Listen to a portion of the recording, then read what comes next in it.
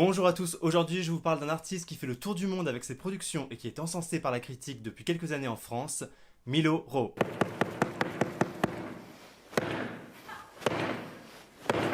C'est qui? C'est un mec né en 1977 à Berne, capitale de la Suisse. Il étudie l'allemand, les lettres et la sociologie. Il devient journaliste, metteur en scène, auteur, essayiste, critique, reporter, maître de conférences, réalisateur. Va plus vite, va plus vite. Moi? Ah bah moi j'ai tout pris en sténo là, maintenant je me repose. Il a dirigé environ 65 projets, dont une cinquantaine avec la société de production qu'il a lui-même fondée en 2007 et qui se résume en 4 lettres, IIMP. Alors non, pas du tout, c'est IIPM. Ces productions ont tourné dans pas moins de 30 pays et ont été récompensées par une bonne vingtaine de prix. Qu'est-ce que c'est l'IIMP? International Institute of Political Murder. C'est un collectif d'artistes producteurs de théâtre et de cinéma. Oui, bah une boîte de prod quoi. Dirigé par Milo Ro. Le collectif place au cœur de son discours le réel, l'histoire et ses histoires. Leurs productions reconstituent des conflits historiques et sociopolitiques récents, genre la condamnation à mort des Ceausescu, genre l'affaire Marc Dutroux, le génocide rwandais, la crise des réfugiés, la guerre au Congo, la condamnation des Pussy Riot. Faut bien se dire que tous ces événements ont moins de 30 ans. What a wonderful world. Alors pourquoi je parle de projet ou de production et pas de spectacle? Parce que Milo Ro ne crée pas que des spectacles destinés à la scène. La majorité de ses projets sont en fait des cross-médias et se déclinent en spectacle, en documentaire, en film, en exposition, en livre, en article.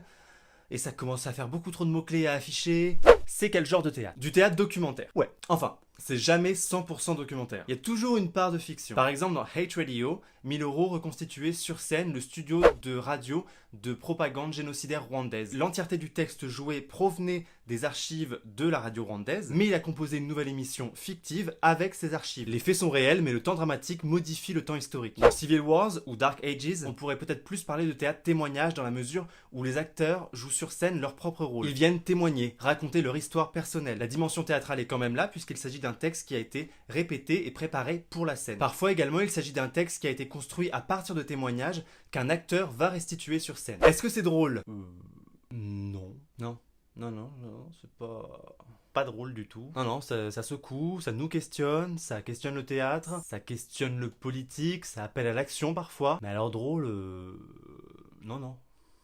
Pourquoi on doit voir les spectacles de Milo Ro? Milo Ro réinjecte de l'humain, de l'individu au cœur des événements historiques. On ne parle plus des milliers de morts d'un génocide, on parle de celles qui a fui le génocide. Ces grandes tragédies historiques deviennent alors tragédies théâtrales parce que d'un coup, elles touchent à un personnage en particulier. Et un personnage qui est en l'occurrence une vraie personne. Cette mise en scène de l'histoire crée une émotion particulière et à des endroits assez inattendus que la simple information journalistique plus factuelle n'aurait pas provoqué. Et on se retrouve à questionner notre propre émotion. Personnellement, à la fin du film, sur les dernières heures des Ceausescu, j'étais assez ému, et je me retrouvais assez mal à l'aise d'être ému par la mort d'un couple de dictateurs génocidaires. Et à la fois, ces images sont d'une violence rare. Elles sont d'une inhumanité aussi grande que les actes pour lesquels ils ont été fusillés. D'ailleurs, en 2010, en Roumanie, après avoir vu cette œuvre, il y a des gens qui ont demandé à ce qu'on réouvre les archives nationales, juste pour vérifier les dires de la pièce. Peut-être que eux non plus n'en revenaient pas d'avoir éprouvé de la compassion à l'égard de leurs anciens dirigeants. Les œuvres de Milo Ro, ce sont des œuvres qui peuvent déranger, parce qu'il n'est pas dans une vision manichéenne de l'histoire. Il met en perspective des regards contradictoires, ce qui donne à penser les sujets de manière plus complexe qu'ils ne sont traités dans les médias aujourd'hui. Et ça, c'est plutôt une bonne chose. J'espère qu'à présent, vous en savez un petit peu plus sur Milo Ro. Un grand merci à Roman et Ridash d'avoir coécrit cette vidéo, et n'oubliez pas de vous abonner, liker et partager. À bientôt.